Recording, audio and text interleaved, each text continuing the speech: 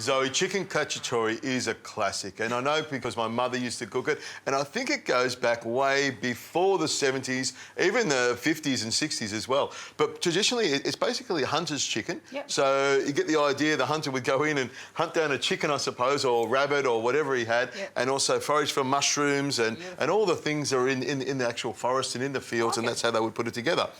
We didn't go hunting. Where's chorizo sausage enter into this? Well, I reckon the hunter might have had a piece of sausage in his pocket, maybe a little piece of ham wrapped up. That was his lunch. Exactly, hunter style. What we're going to do is we're going to brown the chicken off. So what I'm going to do to start with is plenty of salt on there. Salt loves meat, meat loves salt. Now, what I've got is my pan is over here. I'll make sure that's nice and hot. And I'm going to put plenty of olive oil in there. I want to brown it off in the pan. You can see that the pan is hot already. The little brown dot there in the middle is solid. And then what I'm going to do is with my tongs, I'm just going to pop the chicken in. Hear that sizzle? Yep. That's what we want to hear. That's how we know that there's a lot of love action going on in that pan and we're browning it off nicely. So what I've done is I've jointed the chicken up, which means I've got it on the board and I've chopped it into large chunks, and that way with bone on it, I've taken all the offcut off it, the parson's nose and all those other little bits and pieces. This is the plate you should serve it on. This looks 70s. I think the plate's more retro than anything here. Now, Zoe, I've got a red capsicum here. Yep, I've got some Swiss brown mushrooms. Yep. Quarter them for me, some shiitake mushrooms, quarter them up, and Perino tomatoes. If you can halve them for me, that'd be great. Now, in my other pan here, I've got some bacon and some chorizo. So into the pan it goes. Now, the pan's quite hot, and I've put it in without any oil at all because I just want to start rendering down the fat from the chorizo on the bacon because that's going to give it plenty of flavour. Now, I've got a leek here, and what I did with the leek is I cut it in half, split it down the middle, and gave it a really good wash under the tap. Now, I've got a couple of cloves of garlic here, actually two couples, which is 4. There we go. And I'll just give them a smash like that and give them a rough chop.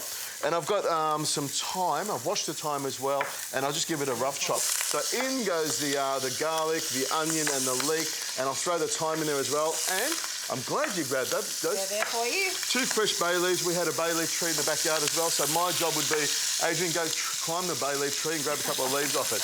I think Mum did that mainly to keep me busy and keep me out of the way. I've just got a sneaking suspicion that I might have been causing way too much trouble at home.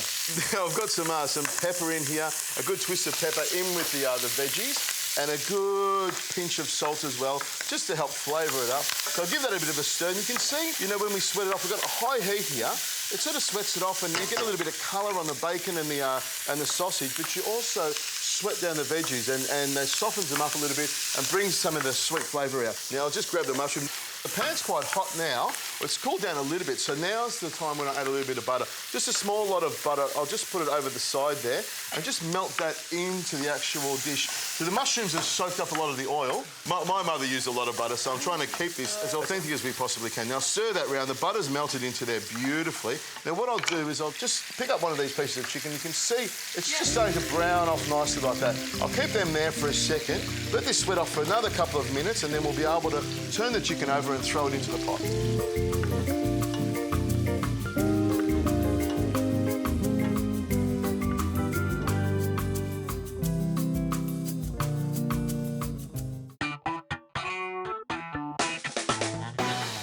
Now, Zoe, this is sweated down beautifully. My chicken's nicely coloured. If you can throw the Perinos in. Beautiful, sweet Perinos, love it. They give it a great flavour too. I love using fresh tomatoes, and these are great because they're like little tiny tomatoes that go all through the dish. Like little snacking tomatoes, aren't they? They're great.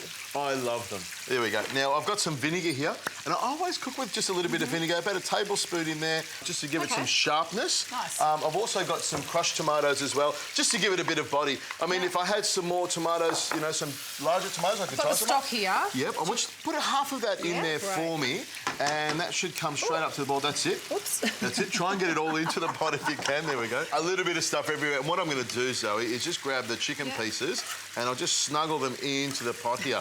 Now, I'm going to put them in skin side up because when it cooks, I want them to sort of crisp up a little bit in the oven. So I'll just put them all around here. And I'm even going to put the chicken oil on top here, which makes it nice and delicious.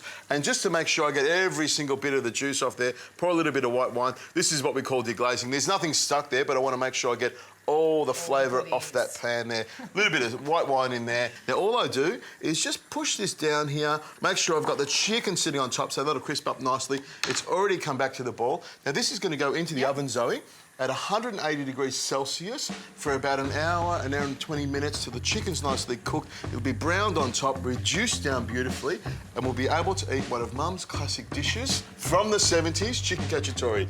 In we go.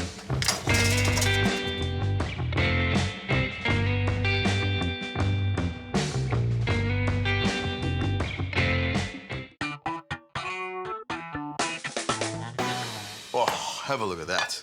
That is a serious chicken cacciatore. My mother, Retro style, I might add. my mother would be proud. And I've even got some of my mum's plates here. You can see it's gone nice and crispy on the outside there. And what I'll do is put some of the garnish on it as well. You've got the lovely capsicum, the sausage, the bacon, the mushrooms. You could just see me as a little boy at the other end of the table, just waiting for this to come out of the oven. There we go. Oh, look at that chicken. The chicken's delicious. It's just fallen off the bone there. Beautiful, nice and soft. You can see it's just steaming up beautifully. And all the sauce here. Oh. Hot. You really get the flavour of the sharpness of the vinegar and the tomatoes in there as well. It's got a great flavour to it, hasn't it? Beautiful. You know, it's definitely, like I said before, a comforting type food. Love the shiitake mushrooms. You know, the chorizo flavour's gone all the way through. This is a gorgeous retro meal.